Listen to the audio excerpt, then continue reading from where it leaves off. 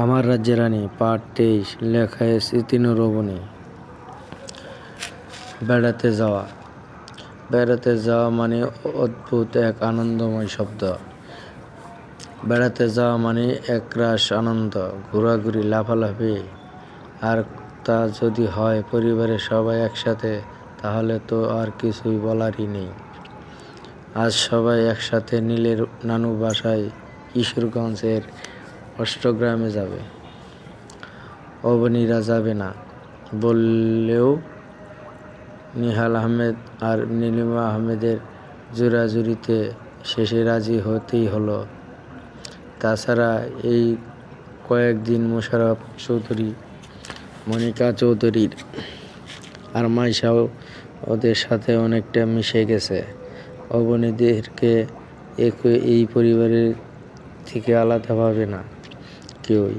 তাই ওদের জোরাজুরিতে অবনীও আর না করল না। তবে অবনীর সাথে করে যাচ্ছে ওর এক গাদা বই। সকাল 7টা।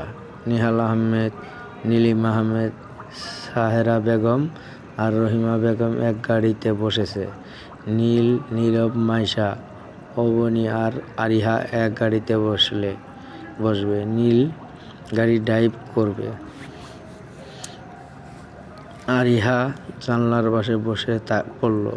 মাইশা উঠে আরিহার পাশে বসল। অবনী যখনই পেছনে বসতে যাবে, নীরব পেছনে মাইশার কাছে বসে পড়ে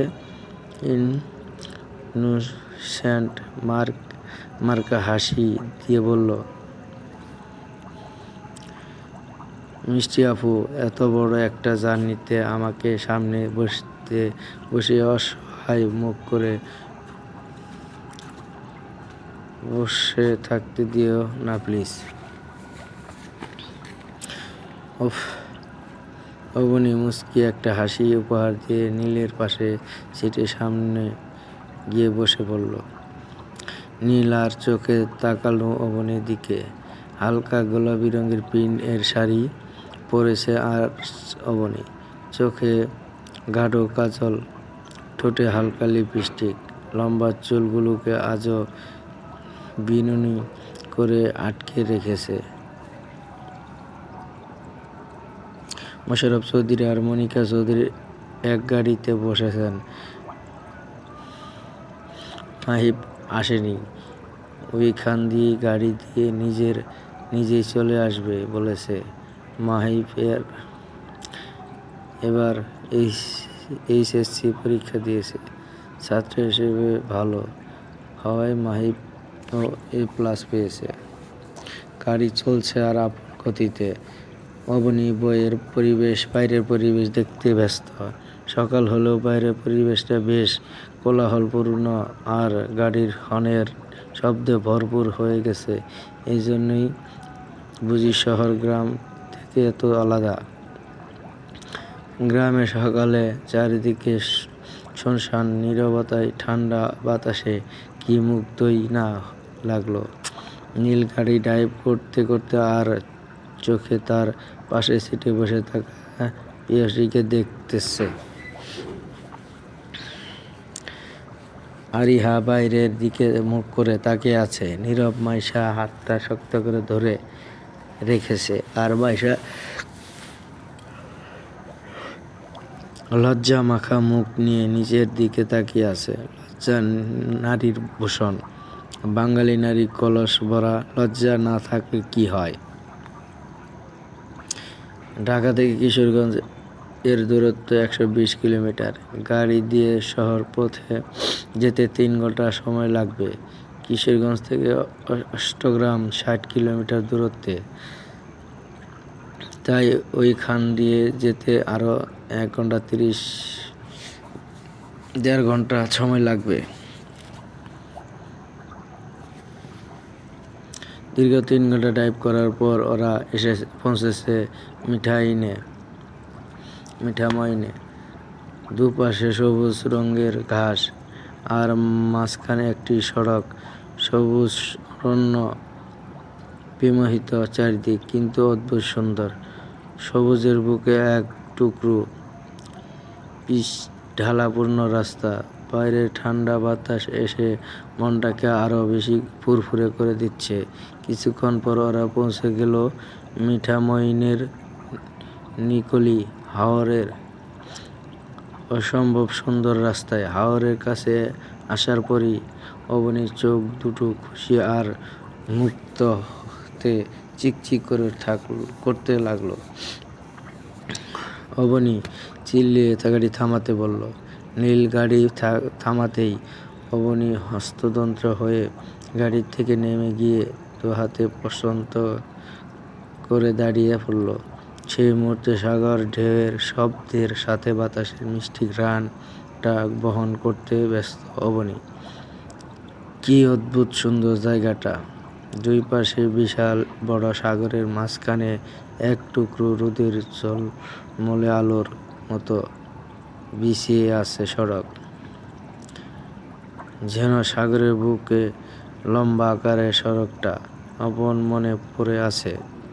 আকাশে নীলচে বর্ণের কারণে সাগরের পানিগুলো দেখতে নীলবর্ণ হয়ে আছে। এত সুন্দর রাস্তা এর আগে কখনো দেখিনি অবনী।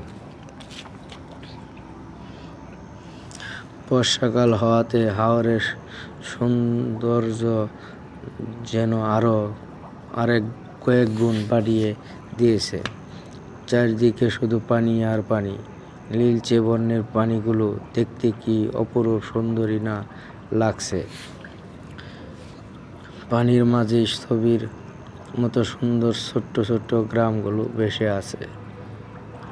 রোদের ঝলমলে আলো, উতাল বাতাস, মাঝিদের গান, জেলেদের ব্যস্ততা, ছোট্ট ছোট্ট নৌকায় করে মানুষের যাতায়াত, সব কিছু মিলিয়ে চারপাশটা হয়ে উঠেছে দেখার মতো। অবনী নামার পর আস্তে আস্তে সবাই গাড়ির থেকে নেমে গেল। বাতাসে সুশা শব্দে বিমোহিত হয়ে আছে চারদিকে। কয়েকজন পর্যটকও আছে আশেপাশে। সাগরের পানিতে পা রেখে হাঁটতে ইচ্ছে করছে অবনীর, কিন্তু এই মুহূর্তে এমন কিছুগুলো যে নিতান্তই তুচ্ছ তা খুব ভালোভাবেই জানে সে। তাই নিজের ইচ্ছে কথা আর কাউকে জানালো না। বেশ কিছুক্ষণ থাকার পরও অবনীর যেতে ইচ্ছে করছে না। ওইদিকে নীলদের কারোরই আগে আসা হয়নি, তাই সুন্দর এই মুহূর্তটাকে উপলব্ধি করতে বেশ। কিন্তু মোশাররফ চৌধুরী বলে উঠলেন,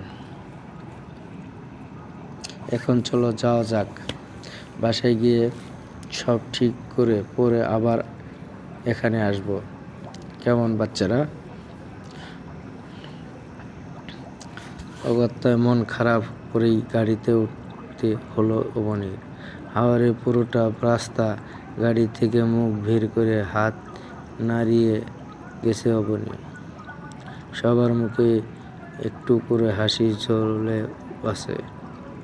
জায়গাটা যে অসম্ভব সুন্দর তা ওদের প্রত্যেকের তাকানোর ধরনই বোঝা যাচ্ছে। দুপুর 1টা। অবনী নীলের নানু বাসায় এসে পৌঁছল। বিশাল বড় রাজবাড়িদের মতো বাসা। হয়তো চৌধুরী নামক টেকটা অনেক আগের থেকেই লেগে আছে ওদের। নীলিমা আহমেদের মধ্যে কিছুটা ভয়, কিছুটা ভালো লাগা, সব মিলে কেমন অদ্ভুত ফিলিংস হচ্ছে ওনার। চোখ দুটো জ্বলে চিকচিক করছে। বাইরে থেকে বাড়িটা ঠিক আগের মতোই আছে। গাড়ি থেকে নেমে পুরো বাড়িটা একবার চোখ বুলিয়ে নিল অবনী। সবার পিছু পিছু হাঁটা ধরল বাড়ির ভেতরের উদ্দেশ্যে। রায়হান চৌধুরী ড্রয়িং রুমে সবাই বসে আছেন। বয়স্ক মানুষদের তালিকায় পড়ে গেছেন এখন। গায়ে সাদা রঙের পাঞ্জাবি আর চোখে মোটা ফ্রেমের চশমা লাগিয়ে এক মনে খবরের কাগজ পড়ছেন উনি। বাবা, নীলিমা। হঠাৎ বাবা ডাকে থ থমকে গেলেন উনি। এই মুহূর্তে চোখ তুলে তাকানোর সাহস হচ্ছে না।